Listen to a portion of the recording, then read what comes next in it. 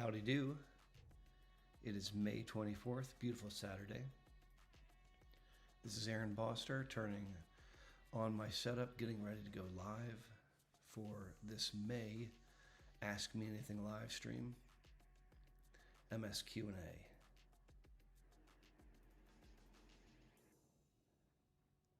Sending out a message to all the villagers in this global growing online community. Let's get together and do it up.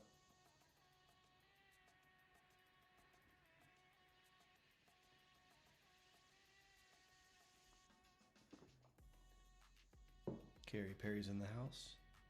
Small town Indiana representing. Hey, how are you? Hamburg, Germany in the house.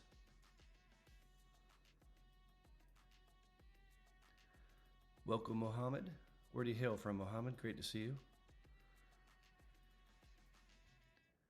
Hey, Elizabeth, great to see you. Welcome from Mansfield, Ohio. Crash Test Dummy UK in the house. Istanbul, fantastic. Welcome, welcome, David Yu. How are you? Chandler, Arizona representing. Granny Wombs, Australia representing. It's midnight there. Thank you so much for joining me. Sarah's in the house from Texas. Jersey Shore representing. That's fantastic. Hello, Miss Lamprey. How are you? Good morning. Lancaster, California is in the house. What's going on, Orlando, Florida? One of our amazing moderators is here. Multiple Sclerosis, even so it is well. Thank you very much for being here, madam. Jeff is in the house. What's going on? Jeff, where are you from? Karen representing Oakland, California. We've got Las Vegas in the house. One of our amazing moderators just jumped on. Hello, Ben. Thank you for being here. Jenny B in the house. OHIO. BJ's in the house. This is fantastic. Welcome, everybody. Welcome, welcome. Aaron from Dakota. Lisa from Perth. That's on my short bucket list of places where I want to go. Minnesota's in the house. What's going on, Jeff? Jeff, what's your weather like out there? 5:30. Thank you for joining us. Iran is in the house. Mohammed, thank you so much for joining us from Iran. That's amazing. ENR, Ontario, Canada. What's going on? Istanbul, what's going on? Ethiopia is in the house. That's amazing. Thank you very much for being here, everyone. Welcome, welcome, welcome. Aaron Boster here, representing the Boster Center for Multiple Sclerosis, where we care for families impacted by MS from around the globe. Mystical Dream Fire representing Canada. We've got Athens, Greece in the house. What's going on, Gus? Hello and welcome. Hannah, hold your question until we go live and I turn my cameras on at the top of the hour. That'll be 11 o'clock Eastern Standard Time. Joe Siders, one of our amazing moderators, has just joined us. Joe, thank you for being here. Virginia representing. What's going on, guys? Fairfax, Virginia's in the house. Larry's in the house. Hello, Larry. Welcome from New York. New York is in the house. Shannon is here. Shannon, I'm terribly sorry to hear about the trigeminal neuralgia. Kennedy representing North Carolina. Where in North Carolina are you, Kennedy?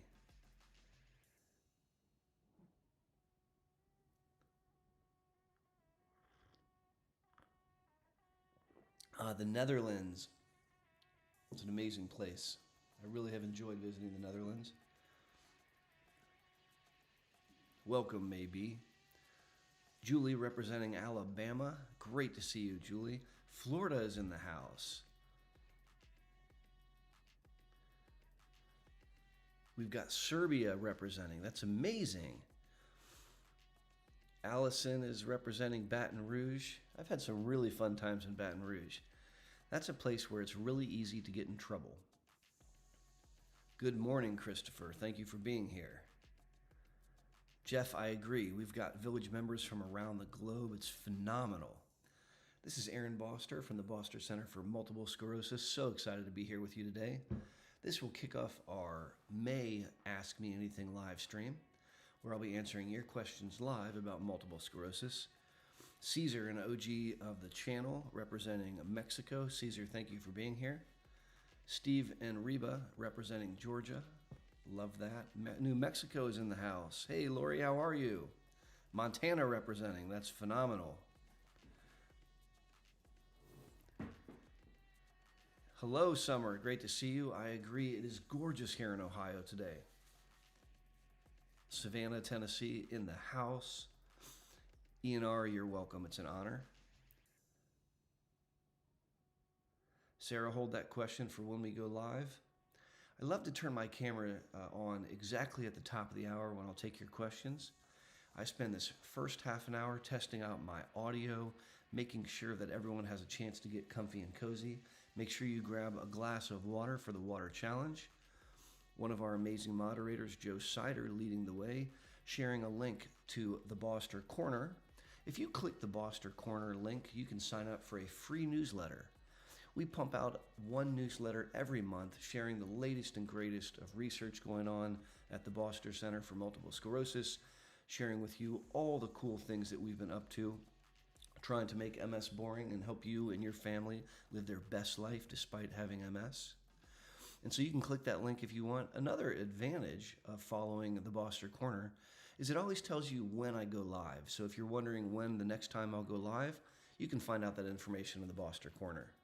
Crash Test UK is in the house. Joe is also sharing a link for a good friend of mine's YouTube channel, Behave Forward with Dr. M. She's an amazing gal with an amazing beginnings of a YouTube channel. And if you would like to learn from a wizard about how to live your best life and how to focus on emotional flexibility, definitely check her out. Angela, another moderator, is in the house. What's going on, Angela? Christy Siders. Hey, it's good to see you, madam. Thank you so much for being here today.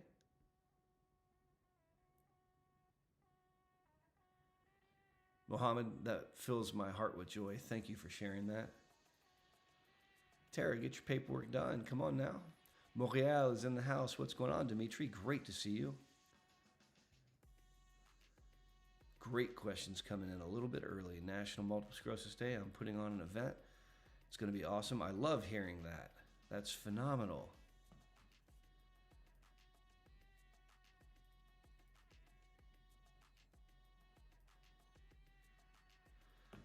Now, one of the things I'm hopeful that you guys can do today is check out this link. I'll put a link in the chat. So www.rc4ms.org.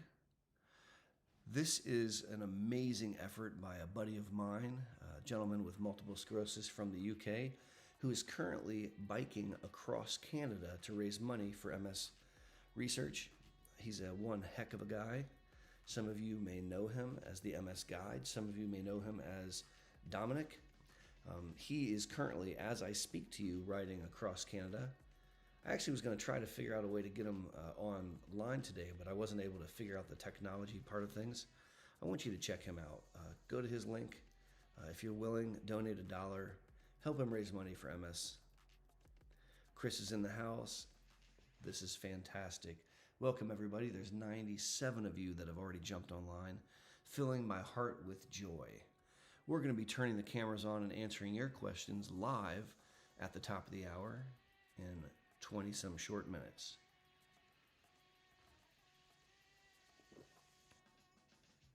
While you're waiting to get warmed up, check out www.rc4ms.org.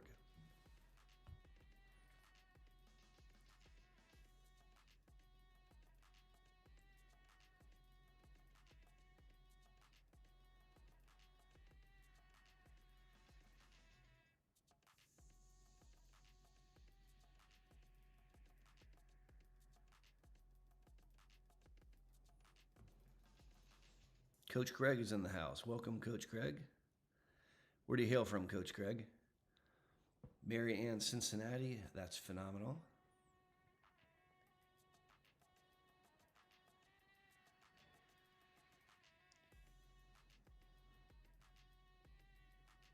Welcome, everybody. Welcome.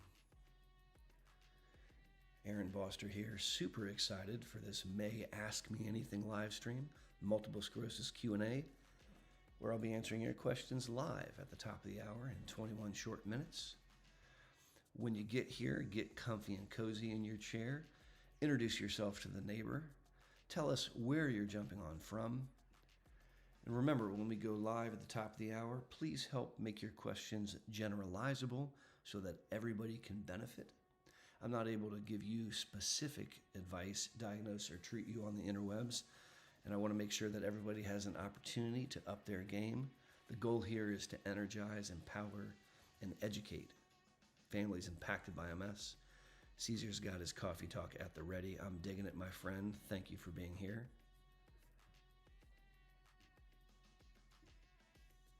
Duluth, Minnesota. That's amazing, Christopher. What's your weather like out there? Florida representing. That's amazing. Thank you for being here.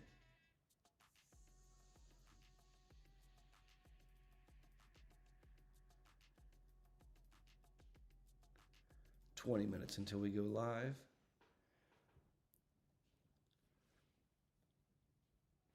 Doesn't sound too shabby. Guys, let me know if my audio is okay. I've had some comments recently that the audio is a bit on the quiet side. I've got it jacked up pretty high right now. I want to make sure that you can hear me. So give me some feedback in the chat. Let me know if the audio is okay. All right, Ben's telling me audio sounds good on his end. Kathy says audio sounds good. Excellent. Super happy to hear that.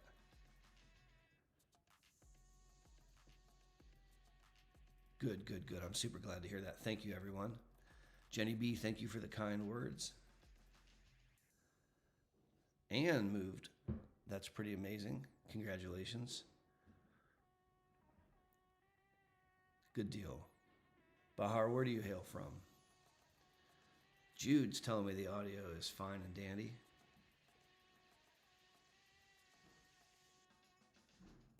Chattanooga is in the house.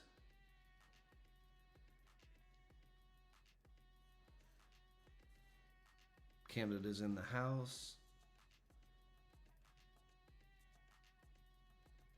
Claremont, Florida representing. What's going on?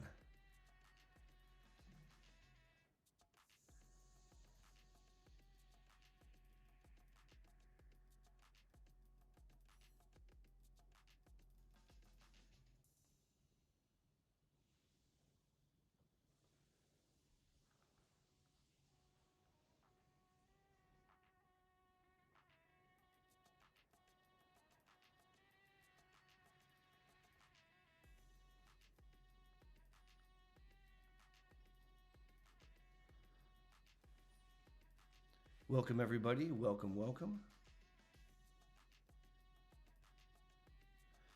Jude, I will flip the scenes, but I don't want to do that until we start. So hopefully everything is set, but we will check out those scenes very, very soon.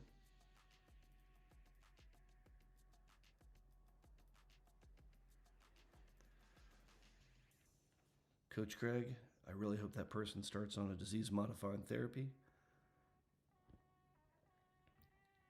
Welcome, everyone. Welcome, welcome.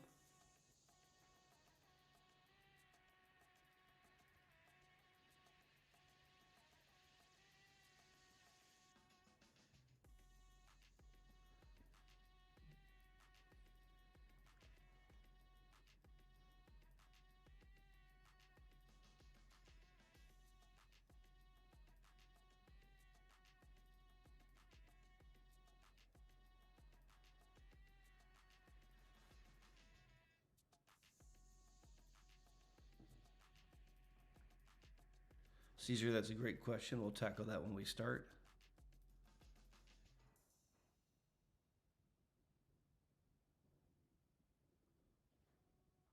Tony's in the house. Happy to explain that once we start answering questions. Tony? It was recommended that I share with you an exciting new chat environment set up by none other than MS Views and News, my good friend Stuart. If one of the moderators could throw a link to that chat, that would be really great. It's a cool place to hang out. It's a great fledgling community. I'm very excited about it.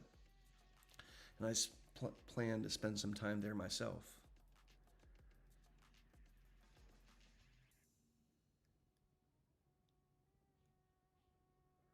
Joe and Wendy, what's going on? Oh, thank you for the kind words.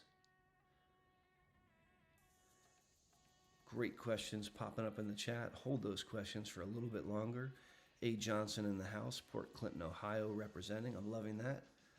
We're going to start answering your questions live in 15 short minutes. As we jump online, make sure that you share where you're jumping on from.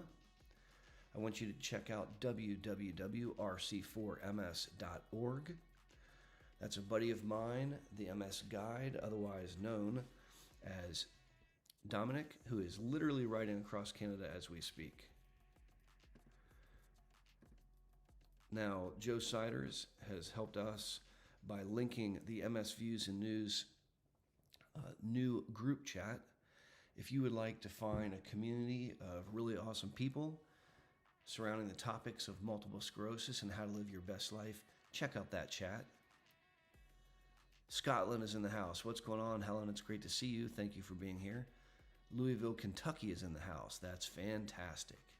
I'm going to step away from my microphone for a hot second, take a bio break, and get ready to rock and roll. Ian is in the house from Western Massachusetts. Thank you all for being here. I'll be right back with you.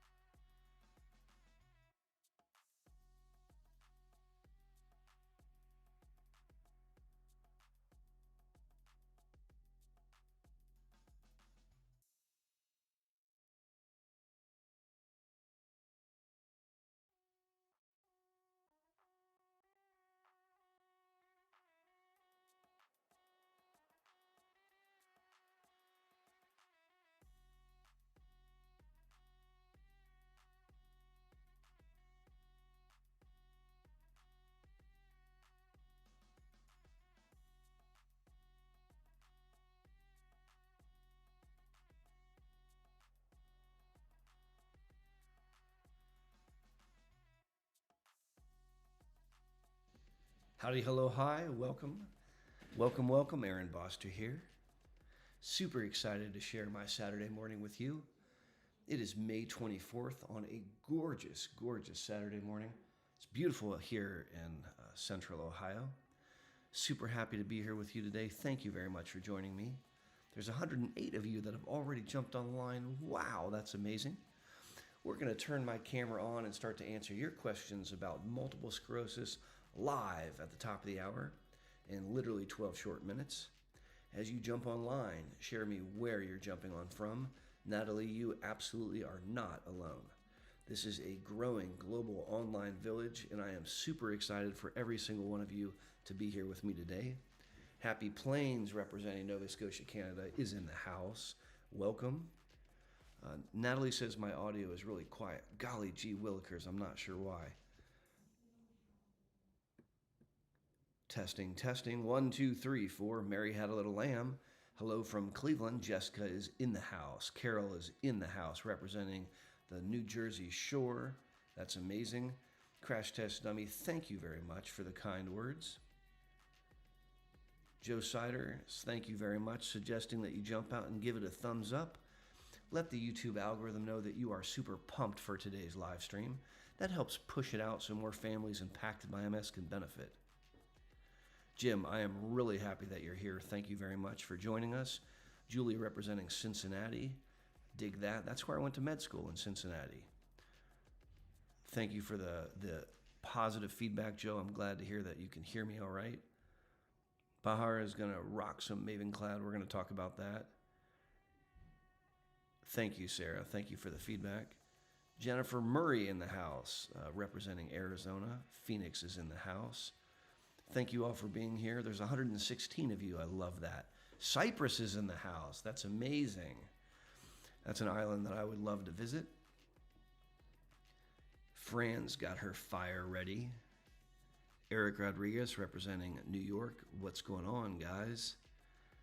West Palm Beach is in the house. Hello, Linda. Thank you for being here. This is fantastic. Hello, Kevin. How are you? Alliance, Ohio. OHIO. Crash Test UK. What's your favorite Aaron Boster quote? That's really funny. I don't know that I have quotes, but I would love to hear the answer to that question. That kind of makes me giggle. Welcome, everybody. Carol Moore is in the house. Larry is in the house. Natalie, thank you for being here. Texas representing. Chicago representing. Joe Siders, OHIO. You got it, buddy. We'll tackle lower back pain. Finland is representing. That's amazing. Thank you for joining us from Finland. Oh, I like this one. When I treat MS, I want to bring a SWAT team to a knife fight. I guess I do say that. Jude, 5 for 5 in your fight against MS. Crippled Cannabis Cowboy. That's a great name.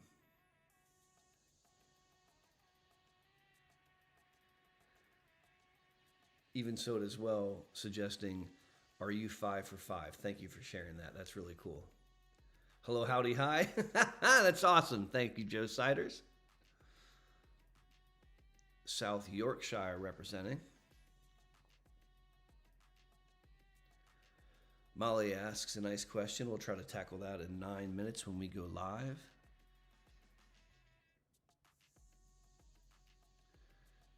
Implicitly, the answer is yes. Columbus, Ohio is in the house. Lane, thank you for joining us.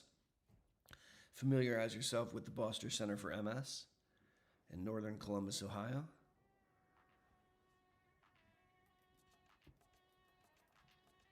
I like that. Sarah says, MS Water Challenge. When I drink, you drink, yo. New Zealand representing. Great to be here. Thank you for joining us. Let's make MS boring. Amen. My brother from another mother. Cleveland is in the house.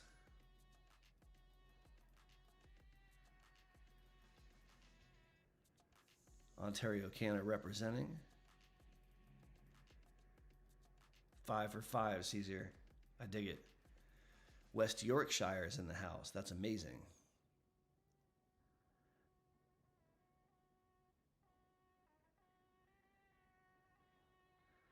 iPoker Vibe.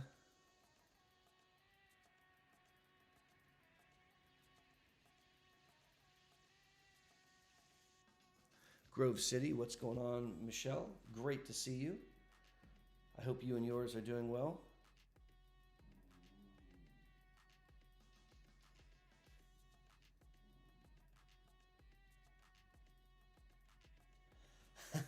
I double dog dare you. Ireland is representing. That's amazing. Buenos Aires is representing. We've got Washington in the house. Hello, Cole. Thank you for being here. Rainy Southern England. Hello, howdy, hi. Georgetown, Texas representing. Crash Test UK. You're cracking me up. Malta. Hey, Luis Howard. It's great to see you. Thank you for being here. We're going to go live in 7 short minutes. Super excited to have you with me today. This is Aaron Boster representing the Boster Center for MS in sunny Columbus, Ohio, where we care for families impacted by MS from around the globe. There's 148 of you online, filling my heart with joy. Love to watch this growing global online village amass as we get ready to rock and roll at the top of the hour. I'll be answering your MS questions live. Super excited to be here with you today. Now, in a few short minutes, you know what's up. It's time to flame up the chat. So find that flame button and get ready to spam the heck out of it. We'll do that with 3 minutes to go. ALB Trading has got the right idea. Don't go yet because we're going to go bonkers when we do it. Zoe's in the house. What's going on, Bendy and Natalie? Armadillo, Texas. Hello, hello. Robert Wilhelm is in the house with the right idea. Hello, Robert. I hope you and yours are doing well. Mask, I'm super excited to hear Sativex is working. We have 5 minutes until we go live at the top of the hour. Make sure you've got your water ready for the MS Water Challenge. Washington State representing. Fishers, Indiana representing. What's going on, Cassie? Good morning, Crumb Cake. Good morning, Christy Siders. Get ready to flame up the chat. We won't start yet, but when we do, we're going to go bonkers, letting that YouTube algorithm know that you dig what's going on. Help pushing out this live stream so more families impacted by MS can benefit. Ottawa, Canada representing. Hey, Molly, thank you for joining us, this crazy crew from around the globe. Yep, Caesar's got the right idea. It's about to take off. Not yet, Carol. We're still waiting for data to come in. Good morning. Welcome, welcome. 4 minutes until we go live at the top of the hour. Bluthton, one of our amazing moderators from Central New Jersey representing. Bluthton, thank you as always for being here.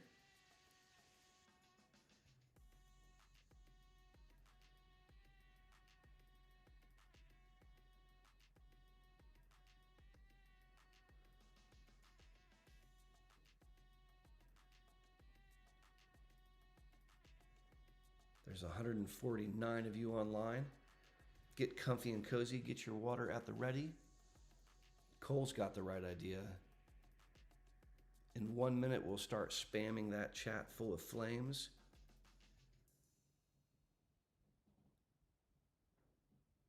Jenny B, what's going on?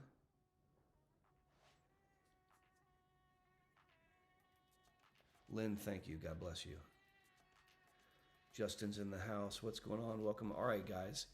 3 minutes till. You know what that means. It is time to flame up the chat. Wendy's got the right idea. Everybody in the chat, flame it up for me. Fill the entire chat with flames. Let's get ready to rock and roll. You know the dealio. Elizabeth Thomas has got the right idea. Joe Siders has got the right idea. Go, Billy, go. Maybe Crystal, Susan, yeah. Got that chat all flamed up. We're going to keep the chat flamed up for the next 3 entire minutes. Might make your fingers a little sore, but you can do it.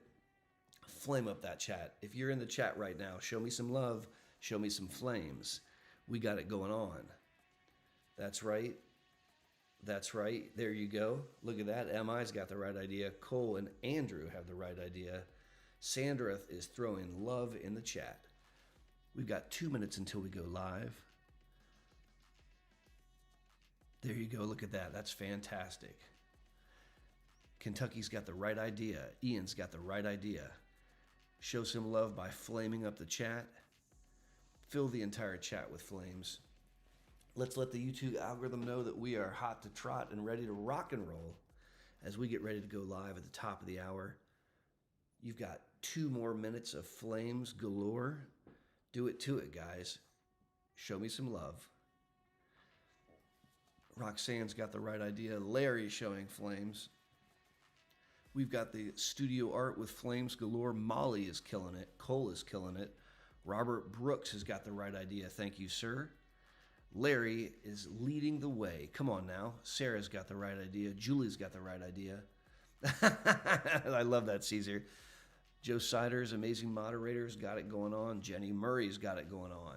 Christy Siders has got it going on. You can do this, guys.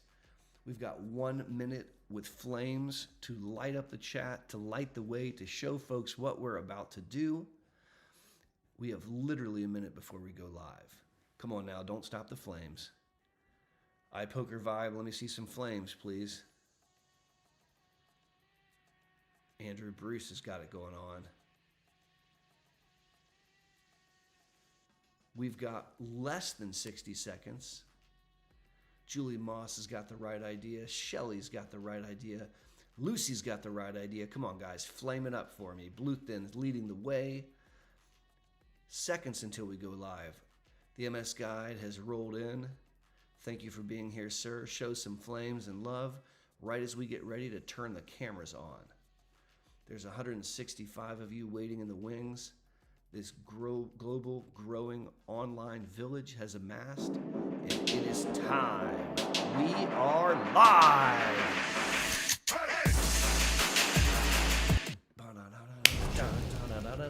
Hey, hello everyone. Hello, howdy, hi. Aaron Boster here. We are live, and I am stoked to be here with you today. Welcome everybody. There's 165 of you that have jumped online. Thank you very, very much. This is amazing.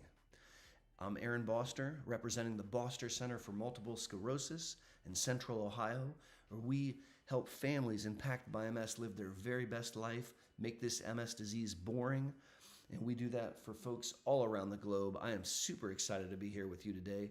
Got my coffee at the ready. You know how we do it. I've been setting up monthly live streams since the Boster Center opened about 5 years ago, and I am so thrilled to be here with you today. As you jump online and join us from around the globe, make sure you share where you're jumping on from. I absolutely love going back through the chat and seeing where everyone has joined us from. It's amazing. Fills my heart with joy.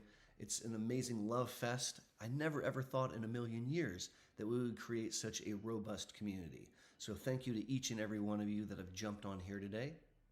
We've got some fantastic moderators who are helping out in the chat. So if you see someone whose name is in blue with a little blue wrench, that's a moderator. They're helping me make this a successful experience.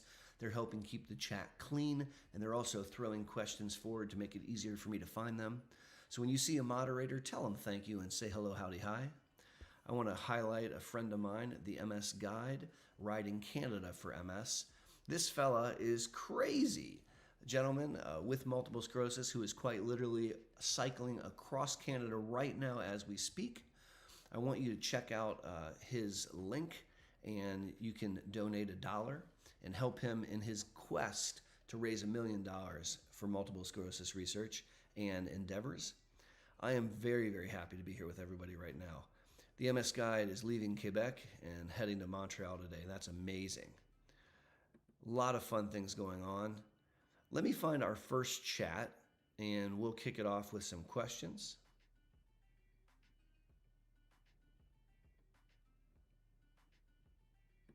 So this is a solid question from Nicole Fernandez. So Nicole writes, question, new diagnosed brain lesions, spine lesions. I believe I'm having a flare. The doctor won't change the DMT, less than only 3 months. If I didn't get steroids, does it make long-term impact worse? Waiting for an MRI, or should I go to the ER? So this is a very relevant question. If I summarize, here's someone who's newly diagnosed with MS, and they've been on a disease-modifying therapy for a very short period of time. They might be having an MS attack, and the questions are, what do we do? So I really think there's two things that are relevant. Number one is when someone's having an MS attack, I want to hasten recovery. And so I, for one, like to offer steroids to help that person get better faster. So that's one thing I want to do when one of my patients is suffering from an MS attack. Steroids quells the inflammation and helps their neurological recovery get sped up. So I think that's really, really important and very helpful. The second question is, what do we do if we have an attack on a disease-modifying therapy? If you've been on the drug long enough, and I'm going to come back to that point, so put a pin in that. If you've been on the drug long enough and you've been taking it properly and we have an expectation that it should be working, having an attack while on a drug is not so good, all right? That's kind of like saying, like, I got pregnant while I was on birth control, so the birth control didn't work. But in this particular instance, she shares that she's only been on drug for less than 3 months. And here's the kicker. 3 months is not long enough for us to feel confident that the drug is fully working. Even the fastest onset of disease-modifying therapies, and so I would submit, for example, Tysabri probably has one of the fastest onset of action of any of the MS therapeutics. We barely can expect that it's working at 3 months. And so I agree with the comment that it's too early to shift gears when you've only been on drug for 3 months. So I would very likely treat with steroids, and then I would keep on keeping on. The goal there would be that we allow the drug time to work. That's a really, really good question. Thank you for asking it. Joe Siders has reminded everybody that if you would like to get monthly free updates, click that link right there. That's for the Boster Corner. It's a completely free newsletter that the Boster Center puts out once a month. Amongst the greatest and latest in research and things that we have cooking at the Boster Center, you also can find out where and when I'm going to go online. And so that's an easy way to get a monthly update to find out when I go live, just like I am right now. I try to go live typically the last Saturday of every month, but it can kind of shift around every once in a while. And so, Joe, thank you for reminding us of that. Let's take a look here and see another question. Implicity asks the following question. What's the probability of a viral infection triggering MS if your parent has it as well? And so this is a really important question. I have been working with families impacted by MS, gosh, for like 2 decades. When I started, I didn't have any gray, and I had a lot more hair up here. And some of the most common things that people want to know as soon as they're diagnosed are, number one, is it going to kill me? And number two, am I going to give it to my kids? And so let's tackle both of those right now. I'm going to try to adjust the screen here a little bit to make sure that I'm in frame. In the modern era, with the earliest applications of highly effective therapies, we have an expectation to make MS boring, right? I want you to be able to live your best life despite having MS. And I have an expectation that your life expectancy should be normal. In the earlier era, when we didn't have access to therapies, you could read studies where MS shortened someone's lifespan by 5 to 7 years. I think that we can overcome that now, and we can have an expectation of essentially normal life expectancy with the earliest applications of highly effective medicines. So I'm not ascribing to the idea that we're going to end life early in the setting of this condition. Number two, am I going to give it to my kids? The short answer is very unlikely, right? So let me expound upon that a little bit. I practice MS neurology in the Midwestern United States, where there's a very high incidence of multiple sclerosis. Lots of people get MS. And the incidence in the Midwestern United States is 1 person out of every 350. So 1 person out of 350 on average will have multiple sclerosis. Which, if you think about it, I graduated high school with 717 kids in my class. And so that would mean that statistically there should be 2 people with MS. And there are, because I have the honor of taking care of both of them in my clinic. But if you have multiple sclerosis yourself, your first degree relatives have a slightly higher risk to develop MS. That risk is about 1 in 40. So whereas the general population in the Midwestern United States has a risk of about 1 in 350, the risk to a first degree relative of someone impacted by MS, so that would be like mom, dad, brothers, sisters, children, that risk would be 1 in 40.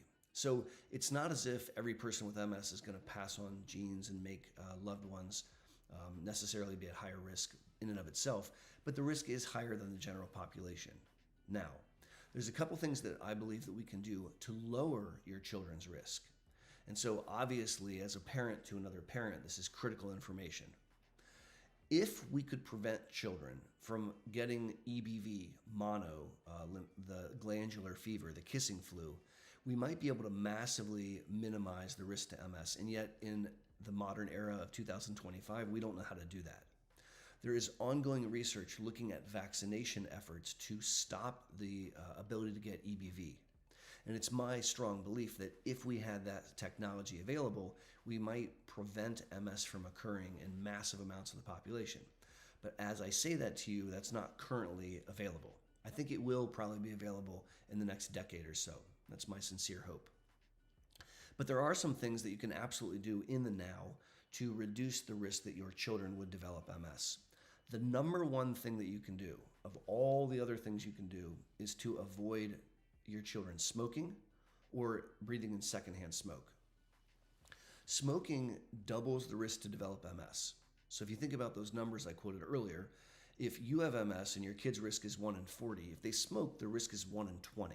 So now that's becoming much, much more serious. Smoking is the number one modifiable risk factor that I'm aware of outside of Epstein-Barr virus exposure. And so I've never met a parent that wants their kid to smoke. Smoke up, Johnny. But I do want people impacted by MS to be aware of this very concerning statistic so that you can have an additional conversation with your kids about why they need to not smoke. There is data that exposure to secondhand smoke can also increase that risk. Now, I do not suggest that you walk around town with a fire extinguisher and you try to put out cigarettes as your children follow you. I do think that it's rational and reasonable to make sure that people are not smoking in your children's presence. I, for one, wouldn't allow someone to smoke in my home anyways, because that's stinky, but you wouldn't want your children to be exposed to secondhand smoke. So that's one of the major things that we can do to try to decrease their risk to develop MS. And there's some other things we can do. There's some data that morbid obesity, so being significantly overweight, and physical inactivity can further increase a child's risk. And so keeping your kids involved in physical activities, making sure that they have a very active lifestyle, avoiding children becoming morbidly obese, that's another phenomenon that we can consider to help lower a child's risk. What else can be done? Punctuated by a sip of coffee. Vitamin D. So the vitamin D story is ongoing. And if you look in the medical literature, there's a nerd fight going on about the impact of vitamin D. When I review that literature, it's very clear to me that higher levels of vitamin D correlate with better outcomes. And low levels of vitamin D, in my strong opinion, increase the risk to develop MS. And so whereas I'm not telling my patients that they should put their children on vitamin D without supervision from the pediatrician, I do think that that's an important conversation to have. And driving the kids' level up above 50 but below 100 is probably another helper in decreasing that child's risk to develop MS. Now, the question asks, if you have a concern, should you go get worked up? And I do not recommend that we arbitrarily image children of people impacted by MS unless they're having focal neurological symptoms. So if a child of someone impacted by MS has a new numbness or a new clumsiness or a new double vision, God forbid, then we wouldn't want to completely ignore that, and we might want to give them a quick workup. I very commonly will see the family of patients of mine impacted by MS, and if there's a concern on the table, then we can do a quick MRI of the brain and the spine to make sure that we're not seeing new spots. So that's a wonderful question. I really appreciate you guys asking that. And let's go back to the chat and see what else is a cooking. I'm going to change the scene up a little bit, and let's try to go down to, let's see. All right, can you guys hear me okay? Sound check, 1, 2, 3, 4. Mary had a little lamb. Can you guys hear me?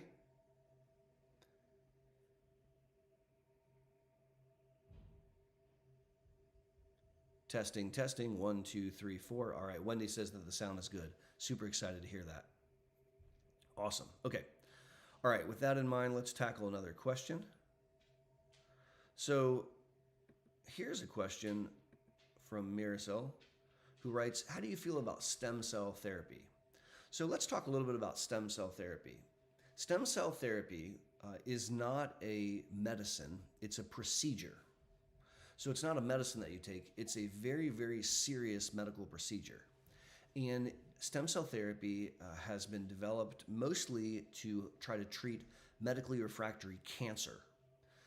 And so sometimes when someone has a cancer and they're not responding to chemotherapeutic agents, then what they'll do is they'll essentially swap out their bone marrow.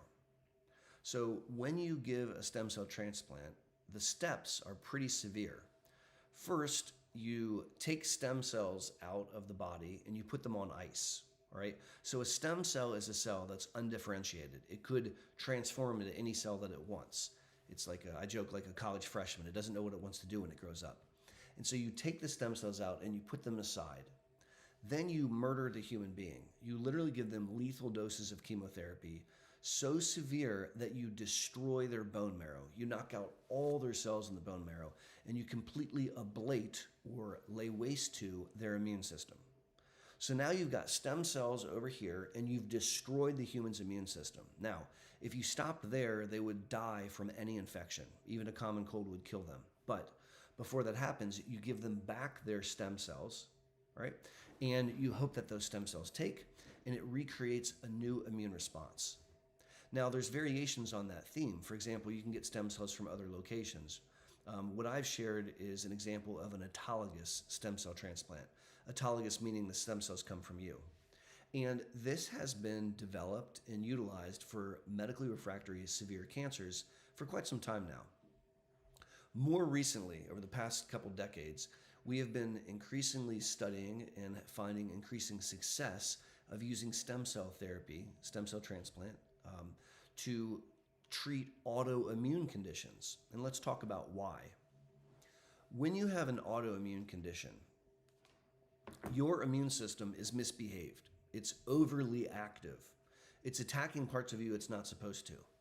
And so if you ablate someone's immune system, if you destroy their bone marrow, then you're removing their autoreactive immune response. You're putting that offline, you're killing it.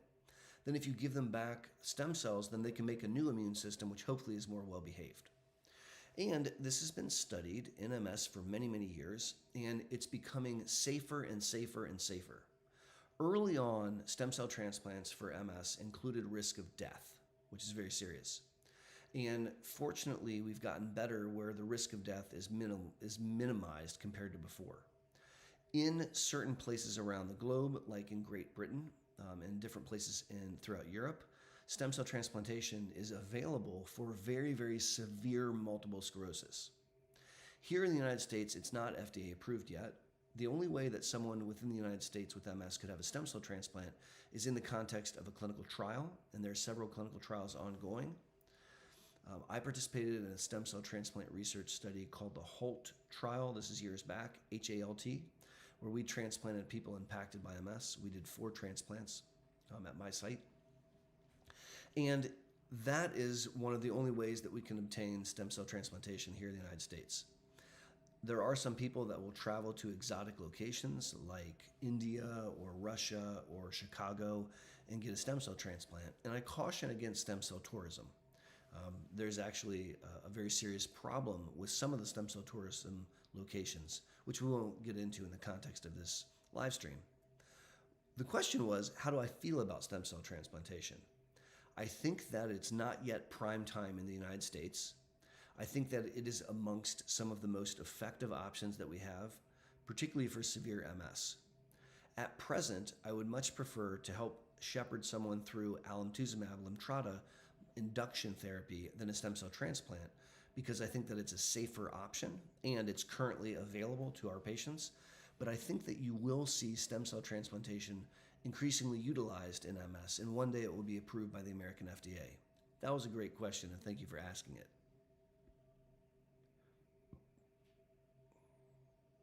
Let's look for another question.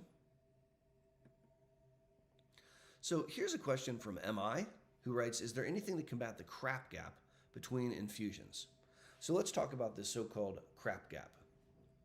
So some of the most effective therapy for MS are B-cell depleters, medicines that work by depleting your B cells. Now, the immune system is made up of like an alphabet soup of T cells and B cells and innate immune cells. There's a bunch of different cells. And some of those cells, the B cells, have a role in multiple sclerosis, in messing up the immune response. And it turns out that if you deplete the B cells, if you suppress them, it's an extremely effective way to treat multiple sclerosis, which is super cool. And one of the most common ways to administer a B-cell depleter is to administer it through an intravenous, through the vein. And so there are several B-cell depleters which do that. Rituximab, ocrelizumab, which is Ocrevus, and Briumvi. These are all medicines which are given through the vein twice a year. So you sit in a chair and you infuse the medicine, and then 6 months later you repeat.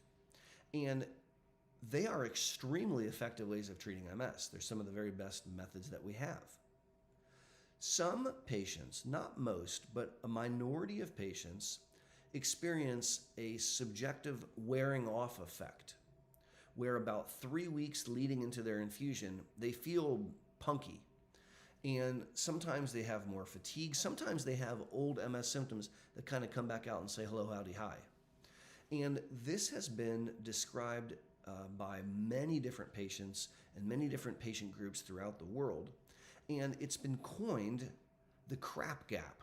So I didn't make up that term, but that's actually a pretty good description of what we may experience in the minority of patients that have this seeming wearing off effect. Now, when science, nerdy, neurology, medical type people look into this, some of them conclude that's not real, which is bullshit, by the way, it is real, but they'll conclude it's not real. And the reason they say that is when you look at the cells, when you deplete the B cells and you look right before an infusion, they haven't come back yet. So since the cells haven't returned yet, the assumption is that that person is still treated, which immunologically may be true, but the human being, they know their body. You know your body. You're a you expert. You know all about you, and you know how you feel inside. And I am a strong believer that the people that are experiencing so-called crap gap, they're not making it up. I mean, come on. It would be nearly impossible that tens of thousands of people around the globe all got together and decided to share the exact same fib. Let's all tell Dr. B this phenomenon, right? So that's not happening. And just because we can't explain it by looking at cell lines doesn't mean that there isn't something going on. And what do we do when someone has the crap gap? And so at the Boster Center for MS, we've come up with several mitigating phenomenon that can help. But before we do that, you know what time it is. I'm thirsty, so it's MS Water Challenge time, yo. When I drink, you drink.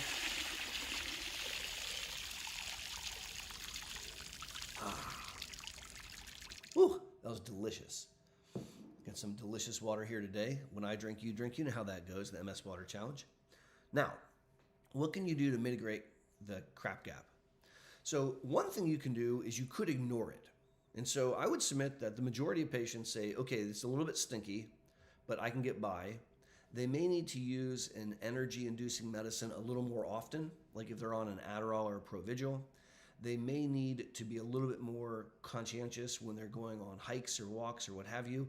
But sometimes people will literally just kind of get through it, and we get to the next infusion. The second thing that we could do is off-label, meaning it's not been studied, it's not been proven to work with science, but it works in my clinic, and that's to give a pulse of steroid. So we'll give 1 day of a steroid, and that could be high-dose IV in the vein, that could be high-dose oral steroids, and we do it 1 month prior to the infusion, and that seems to quell inflammation and help get them into their next infusion. Now, there's some other wackadoodle things that we've done in clinic as well, but I'm not going to go into those on this live stream. And my point here is, I think it's worthwhile to have a conversation with your provider if you're experiencing something like the crap gap. All right, let's take a look from the chat and see if there's any questions. I've got a question here that I didn't get to from previous, and so let's tackle this. And this is a really important question. So this is a question from M.A. Shelley 1000, who writes, I've read DMTs aren't useful in patients over 50. Is that true? No, that's false. So wherever you read that, it was wrong. There is a misbelief amongst some MS neurologists that when you celebrate a certain birthday, that you no longer need to be treated for your MS. And I think that's absolutely insane. It is true that as you age, your immune response becomes a little quieter, but not at 50. We're talking about 70 and 80. It is true that we haven't studied disease-modifying therapies in patients that are much older, but that's not 50. So we don't have great data when you look at like 65, 75, 85. It is true that your risk of infections and things like that may increase as you get a little bit older. All that said, it is complete and utter bullshit, in my opinion, that you would stop a disease-modifying therapy just because someone turned 50. And this has actually been studied. And when you study it, it's very, very consistent. When you stop people's disease-modifying therapy, a percentage of them will have attacks. When you stop a disease-modifying therapy, a percentage of them will have new brain damage. When you stop a disease-modifying therapy, upwards of a third will have progression of neurological disability. What the hey? And that is not something that I'm okay with. And so this is false. I would not recommend stopping a disease-modifying therapy just because you had a particular birthday, and I absolutely would never, ever, ever stop a disease-modifying therapy just because you are 50. So thank you to MA Shelley 1000 for asking that question. Let's take a look in the chat and see what's cooking. So Tron, which is a cool name, writes, why is my thalamus in the 20th percentile neuroquant, but the size of my thalamus is in the normal range for a 28-year-old? So Tron is asking a really cool, complex question about brain volume. And Tron, I can't answer specifically for you, but I can at least explain what some of that means. All right. So think about this. As we age, our skin gets thinner. As we age, we get a little bit shorter every year. As we age, particularly after the age of 18, our brains are pre-programmed to shrink a little bit. And we believe that that's about 0.02% a year. So 0.02% a year. So as we get older, our brains get a little bit smaller every year. Now that may speed up a smidge later on, but that's a normal thing that happens within human physiology. In the setting of multiple sclerosis, particularly untreated or undertreated multiple sclerosis, we can see brains shrink upwards of 10 times faster. So untreated MS or undertreated MS, we can see that the brain is getting smaller faster than we would like. Now, the doctor word for shrinkage is atrophy, in case you're playing Scrabble. And so we can talk about accelerated rates of brain atrophy. And that's bad. Brain volume loss is associated with bad outcomes, with cognitive impairments, with faster progression of disability, with all kinds of things that we don't like. And it's something that we want to be aware of. And when I look at an MRI with a family and I'm looking at spots, I want to see if there's new or enlarged white spots. I want to see if there's enhancing spots. I want to see if there's new black holes. I also want to look at the overall brain volume.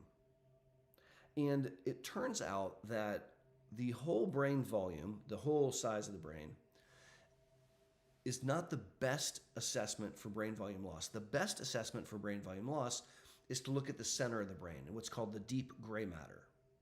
And the thalamus is one of the structures in the deep gray matter. So looking at thalamic volume, so looking at the size of the thalamus, might be one of the best ways of assessing brain volume loss in the setting of MS. It's arguably one of the most sensitive measures.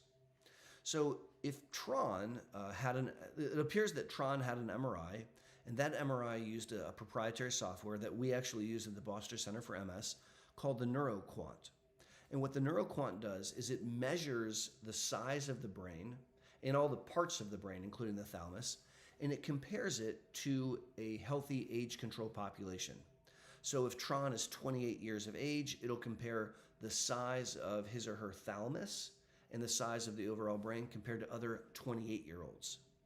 And then it helps you understand the range and says, okay, compared to other, in this case, 28-year-olds, your thalamus is a certain percentile. So 99th percentile would mean you have one of the biggest thalami that exist. So no one else your age has a thalamus bigger than you.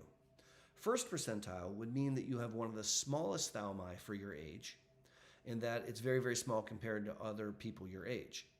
And here in this question, 20th percentile would be towards the bottom. Now, if you happen to have a small thalamus, it doesn't mean gloom and doom and that you're going to explode and all things are bad. If you have a smaller brain size, it's not that we want that to happen, but the key here is the rate of shrinkage. So I'm less concerned about the point estimate of where your thalamus is right now, Tron. I am concerned about how it shrinks. So for example, if you're in the 20th percentile this year, and we check it again next year, I want it to be 20th percentile next year, and the year after that, 20th percentile. I don't want it to go from 20th percentile to 5th percentile to 1st percentile. I'll give you an example. My kid is short because I'm short. So my kid was in the 5th percentile for height all through grade school. As long as they stayed in the 5th percentile for height, no harm, no foul. Yes, they're short, like dad, but they're not getting shorter than what would be expected. And so I hope that helps you understand a little bit about how we think about brain volume and about how we think about thalamic volume and change over time. I will share before we move on to a different topic that the brain volume can be impacted by highly effective drugs. So our MS therapeutics do more than just stop new attacks. They do more than just stop new spots on the MRI. The MS therapeutics, particularly the most effective MS therapeutics, they also slow progression of neurological disability and they slow brain volume loss. So when you're picking an MS disease modifying therapy, you may want to ask about that. Some of the old drugs like Avonex and Rebif and Copaxone do not do a good job of slowing brain volume loss. They just don't. And so I don't use those drugs in my practice in part because they're not as effective. So that was a great question. Thank you for asking it. Let's switch the scene around. Make sure that you guys can hear me okay. And let's take another question.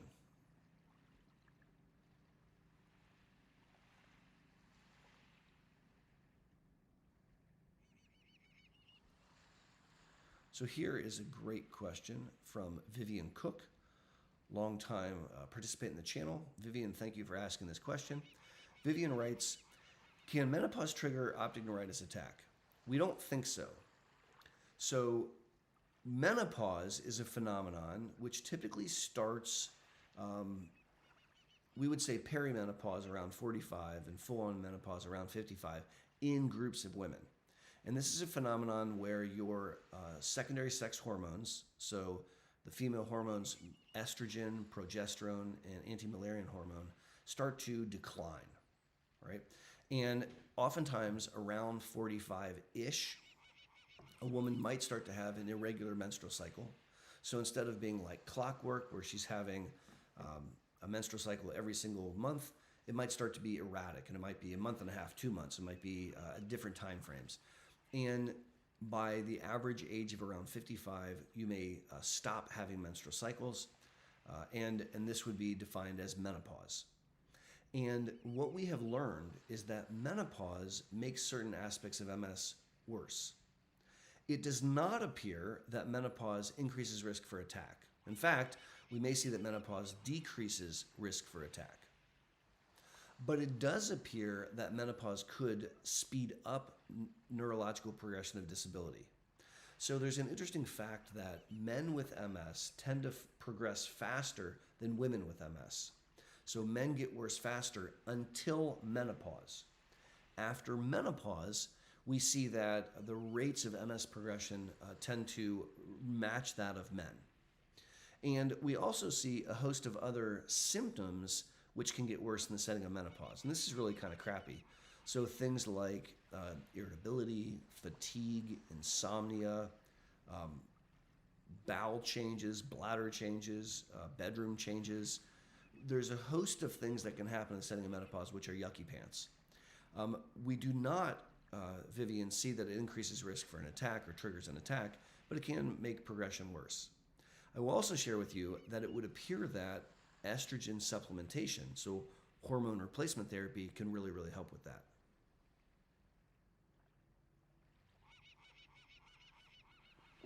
All right. So I appreciate the moderators trying to help keep everything calm and collected in the chat. If I don't get to your question, please don't be cross with me. I save these questions and I answer them in following live streams the way that I did just a little bit ago. So Mohammed, who joins us from the Middle East, thank you very much for being here, writes, Doctor, I'm a medical student and I haven't had any relapses since I was diagnosed with MS. Can I become a surgeon or is it prohibited for me? So I don't know about the laws and whatnot where you hail from, but at least here in the United States, you're not disallowed from being anything just because you happen to have MS. And so I'm not aware of any medical system where they don't let you become a surgeon or another type of physician just because you have a chronic condition. And so I want you to become a surgeon if that's what you want to become. I want you to be an astronaut if that's what you want to become. I want you to not allow MS to make a decision for you. I want you to make the decision of what you want to do when you grow up. And I don't want MS to make that decision for you. And so it's my hope that with the earliest application of the most effective medicines, with a healthy lifestyle, which involves exercise and diet, that you can live your very best life. And if you aspire to be a surgeon, I want you to be an amazing surgeon. Thank you for asking that question. So this is a really great question. And so the question is, can anxiety cause or worsen MS? I'm diagnosed with anxiety disorder 15 years ago, MS for the last 5 years, depressed and anxious for about the last 6 months.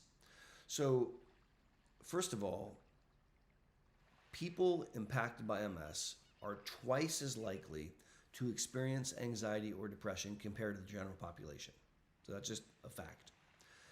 At the Boster Center for MS, as we try to help you live your best life despite having MS, we spend a lot of time, energy, and resources treating mood disorders. We spend a lot of time combating anxiety, and we spend a lot of time combating depression. Now the question is, can anxiety cause MS? Absolutely not. No. Anxiety cannot cause MS. Can anxiety make MS worse? It can't make you have more brain and spinal cord damage. Anxiety doesn't cause new neurological symptoms. However, anxiety worsens any symptom. And so I don't think that having an anxiety disorder would, for example, make you have numbness. I do think that when you're particularly anxious, the numbness can be more intense. Anxiety is awful, and I know that because I suffer from anxiety, and it colors everything awful. And the good news is that we can treat anxiety. And so I think that's a great question. I also think that it's absolutely imperative that in order to live your best life despite having MS, that you thwart anxiety and depression. Now, I made a YouTube video a couple of weeks ago where I shared the 10 steps to combat depression. And so if you haven't checked that video out, please take a look at it. I had a wonderful clinic visit with a dear patient of mine who is a PhD psychologist who watched the video and gave it a thumbs up and said that it was psychologist approved, which meant the world to me. I was really, really glad to hear that. All right, let's take another question from the chat.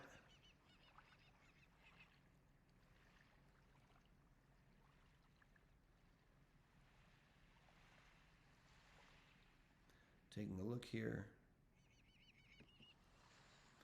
So I'm not going to be able to pronounce your name without butchering it. Oh, I'm going to try. Manoj? All right, so I hope I didn't butcher your name. So Manoj writes, "Hi, Dr. Boster." Well, hello. I'd like to know if you think delaying rituximab infusions from every 6 months to every 8 months is a good idea. So that's a provocative question. The answer is it totally depends. So one of the ways that we monitor rituximab, and rituximab is a B-cell depleter like we talked about a little bit earlier. So rituximab and Ocrevus and Briumvi, these are B-cell medicines which are typically given through the vein every 6 months. All right, so every 6 months we give it. There are situations where I wish I could give it earlier. Like I would love to give a lot of people rituximab every 4 months. I'm not able to do that because of insurance constraints, but I think that might be a really, really good thing to do. There are other situations where we might wait to administer Rituxan. And I'll give you a scenario where someone on rituximab is having an increased risk of infections. So maybe they're having lots of infections, which is not okay. And we want to limit the risk of infections and yet keep their disease at bay. How do we do that? What we might do in these situations is instead of giving Rituxan every 6 months, heck or high water, we might wait and use the laboratories to guide us when we give the next dose. And this is tricky. It's not super easy to do, but it can be done. We look at something called the lymphocyte subsets. So you've got your white blood cells, and then there's a type of white blood cell called the lymphocyte, and then there's types of different lymphocytes. And so we can look at the CD19 positive cells. Those are the B cells. And as long as the B cells are 0, then presumably the medicine hasn't worn off yet in that we haven't made new B cells back. And so if you check someone's labs at 6 months and their B cells are 0, then you could make an argument that you could wait a little bit to treat them. And whereas I wouldn't do this routinely, if someone's having infections and I want to give them the best chance of fighting infections, I might wait a little bit and then I might recheck the B cells, or I might dose them at, say, 8 or 9 months. So there are scenarios where we might do that. I will share that that's completely off-label. It's not been studied, although it is done by many, many MS neurologists trying to grapple with the risk-benefit. That was a good question. Let's change the scene up. So this is the wall scene. I really like this scene. Let me know if you can hear me okay. I want to make sure that the sound is copacetic. And I'm a little bit thirsty, and you know what that means. When I drink, you drink. MS Water Challenge, yo.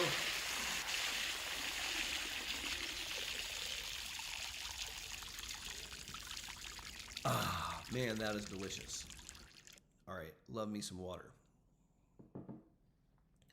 So Bluethan has queued up a question from the chat. And this question is asked by Vincent, who says, is red light therapy safe or effective for people with relapsing MS?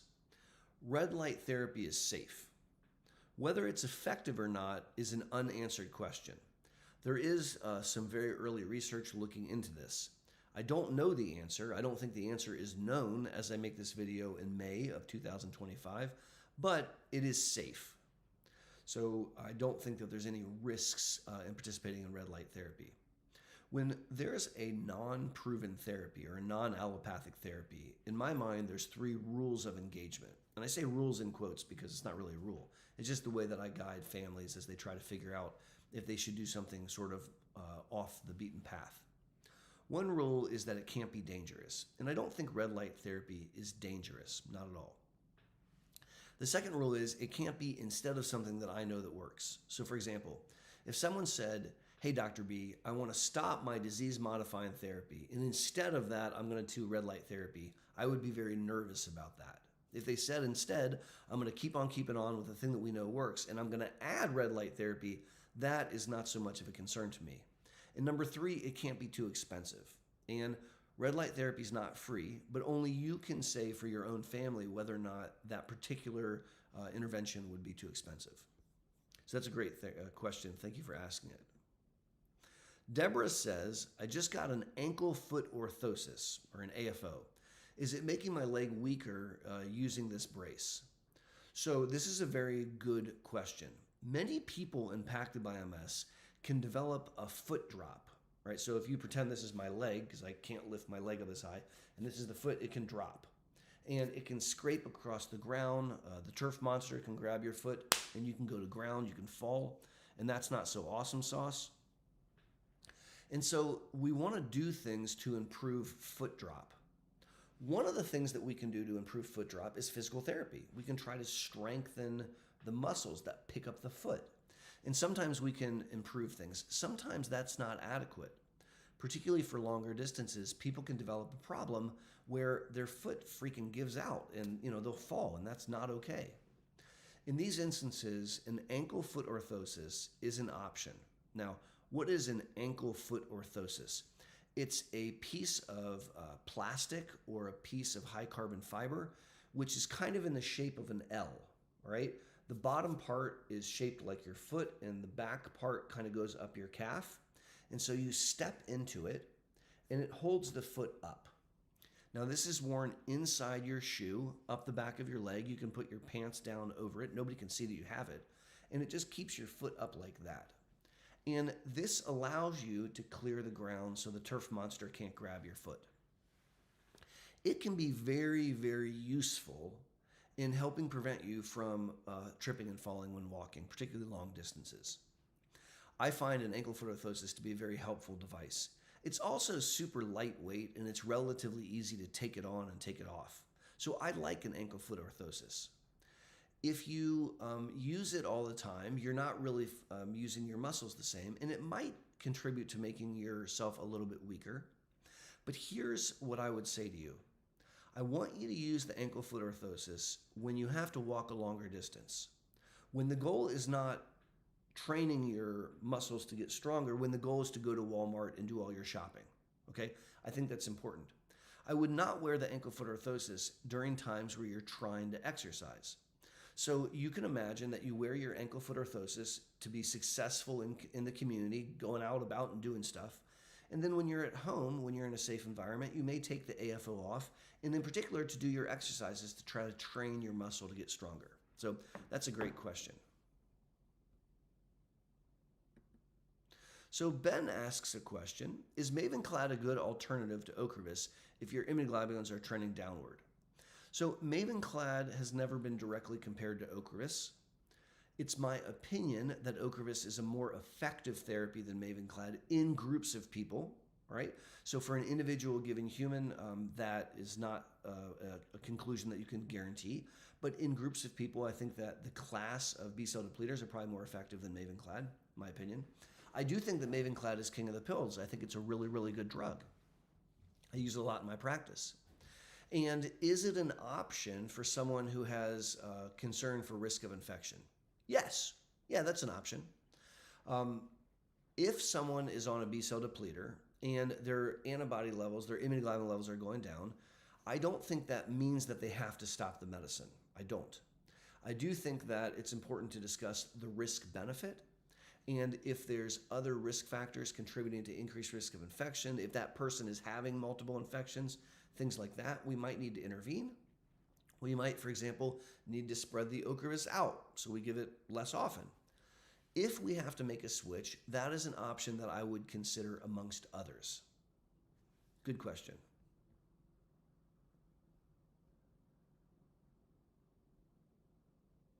Let's take a look here.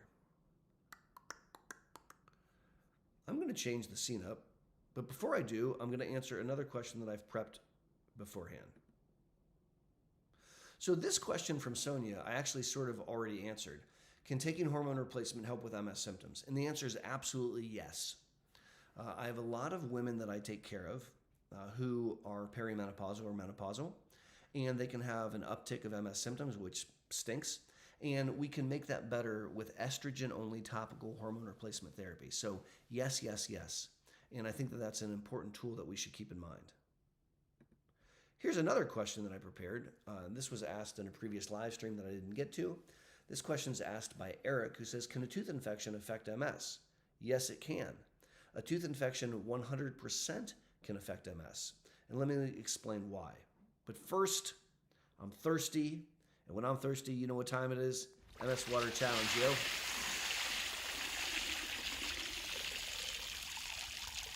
Oh, that's good. Woo-wee! That's delicious. All right, you know how it works. When I drink, you drink. So can a tooth infection affect MS? Yes. When you have an infection, upper respiratory tract infection, sinus infection, urinary tract infection, tooth infection, your immune system tries to fight that infection. That's what your immune system's supposed to do. One of the ways it does that is it raises your core body temperature. Not necessarily so much that you have a fever, but it can raise the inside of your body, the core body temperature, even by 0.5 degree. It does that because it's harder for bugs, viruses, and bacteria to live if the temperature is elevated. And so that's one of the ways that your immune system fights off a virus or a bacteria, is by raising your core body temperature. When you raise your core body temperature and when you stimulate your immune system with an infection, kind of rev it up, it can make MS symptoms worse. And there's something called a pseudoattack. So let me write that in the chat really quickly. So this word pseudoattack, you see it right there. Pseudo is Greek for similar to, but it ain't. And a pseudoattack is a real event, right? So it's an absolute real event, but it's not a new attack, meaning new inflammation, short-circuiting a new part of your brain or spinal cord. It's where you raise your core body temperature and you short-circuit old areas of damage.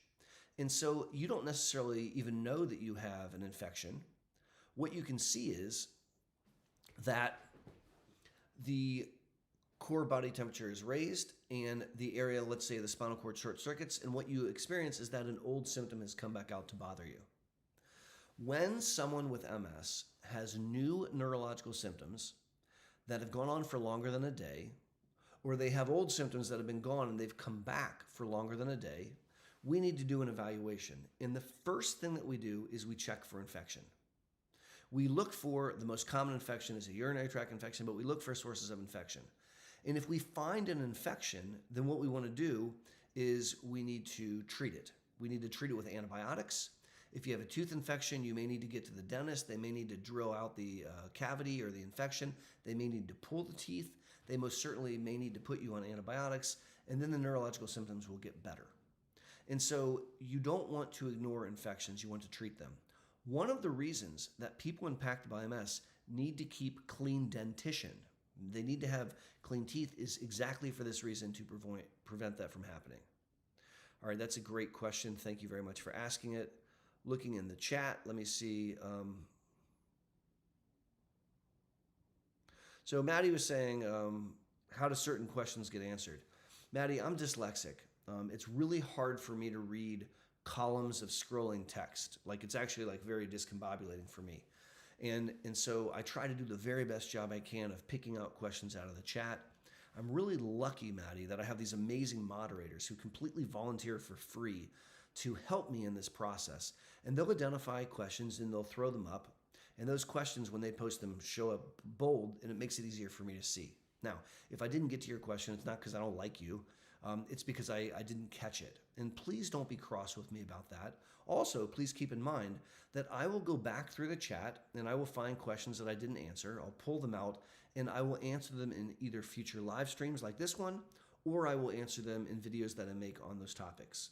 And as always, thank you very much for being kind and helpful and understanding as we try to gravitate through this. You know, when I do a live event with a company, like say like a CME company has hired me to come on and answer questions for them, it's a really cool experience because they have an entire team. So they have like a sound guy, and they have like a lights guy, and they have like a videographer, and they have like a producer and a director, and they have a host. When I do this once a month, I'm literally kind of doing it on my own. So I have some lights set up in this room. I have some lamps set around to try to create better light, and I have a little microphone that I set up, and I'm really trying to catch as catch can. So I really appreciate you being understanding as I try to bring energy and try to empower and try to educate families impacted by MS. All right, let's take another question. But let's change up the scene a little bit. Let's get to some calm waves. Ooh.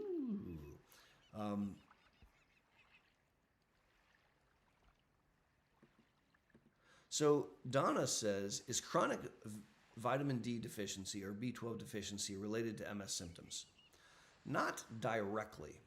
So B12 deficiency can cause numbness, and it can cause cog fog if it's been around for a very long time. Now, fortunately, B12 comes in most diets. Any animal-based material may have B12 in it. So in order to be massively vitamin B12 deficient, you would have to be a strict vegan for several years. And if you are a vegan, I absolutely recommend that you take a multivitamin or maybe a B complex just to avoid this issue. So obviously, if you were to have a B cell deficiency, you could have numbness, which could be confused with an MS symptom, but it doesn't make MS worse in and of itself. Now, vitamin D deficiency is extremely common in my neck of the woods. So I practice MS in the Midwest here in Ohio, and there's not a lot of sun in part of Ohio, during most of the year, like half the year, like we don't see a lot of sun. And you get vitamin D through a chemical reaction when the sun hits your skin. And when I check vitamin D levels in my patients, it's oftentimes like insanely low, like really low. And so we supplement vitamin D by taking a vitamin D3 supplement. Now, low levels of vitamin D may not make MS symptoms worse, but they can actually make MS get worse faster. And so at the Boster Center for MS, we check vitamin D 25-OH levels routinely, and then we supplement them? That's a great question. All right.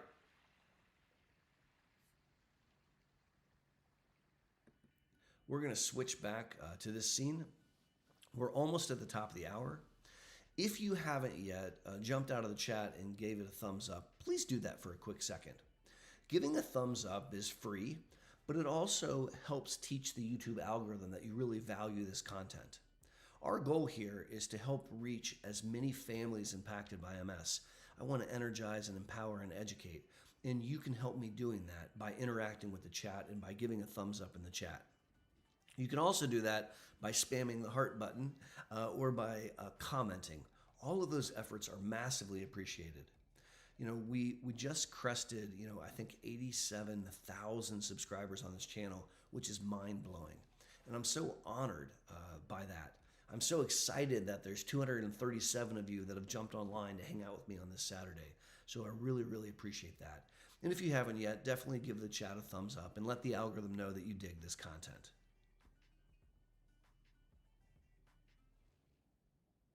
All right, let's take another look and look for some questions. We'll try to tackle one more question before we wrap up today.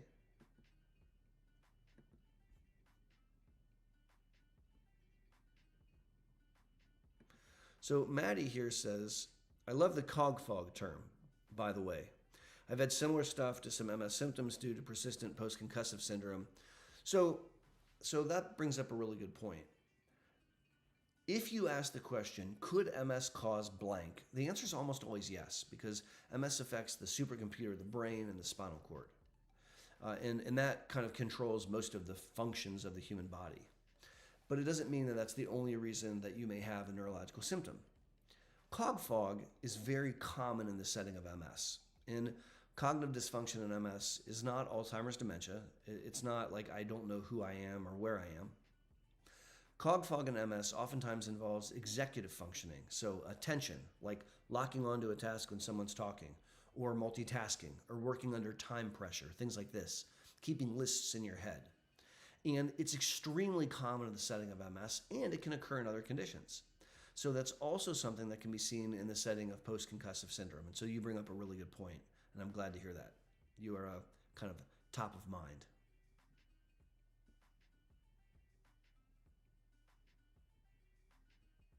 All right, let's take another question.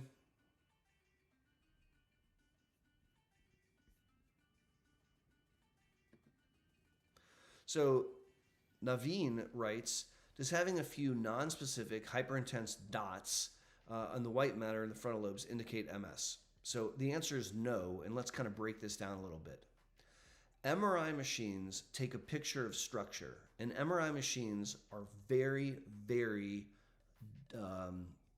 highfalutin. They're very good at taking pictures. They're extremely detailed. It's like using a super magnifying glass. And when you get an MRI, you may see some white dots. And just because there's a white dot doesn't mean that it's something bad. In fact, many adult humans can have what's called small vessel ischemic disease, subcortical white matter spots on their MRI. Now, that's a bunch of hoopla words. Basically, they can have little white dots, and they're oftentimes read as being non-specific, and that's a key word, non-specific. And if I made a list, like let's say on the back wall here, I got a marker and I started to write down things that can cause those white dots, I would keep writing and keep writing. I'd be all the way to the floor, and I wouldn't have listed all the different things. So, for example, having a migraine can cause these non-specific white spots to show up. They're very little, they're typically in the frontal lobes, they're subcortical in their location, and they have no clinical significance. High blood pressure, smoking a cigarette, having a virus, getting bonked in the head, having diabetes, taking birth control pills, having a migraine. All of these can cause non-specific white spots. So when you get an MRI, it's really, really important that it's looked at by someone who knows what they're looking at. And a lot of times, if you read the radiologist report, they'll say non-specific white matter can't rule out X, Y, and Z. And they're sort of doing that as a CYA to make sure that they don't miss anything. But I strongly encourage you to have that scan looked at by an MS neurologist if that's the concern, so that we can tell you with authority whether there's a concern or not. My name's Aaron Boster, and as always, thank you for learning about MS with me. I represent the Boster Center for MS, where we care for families impacted by MS from around the globe. I've been participating in these live streams once a month since we opened the Boster Center 5 years ago. It's an absolute joy to get to connect with you. So thank you very much to the 239 of you that saw fit to give me an hour of your life and jump online with me today. I want to say a special thanks to the amazing moderators who have helped with the chat this entire hour. If you haven't yet, please give the chat a like, and please keep watching the videos. As long as you keep watching, I'll keep making them. I will look forward to our next live stream next month. And if you'd like to know exactly the time and date of that, sign up for the Boster Corner, our free newsletter. So until then, this is Aaron Boster saying be safe and take care. Have a great weekend, guys.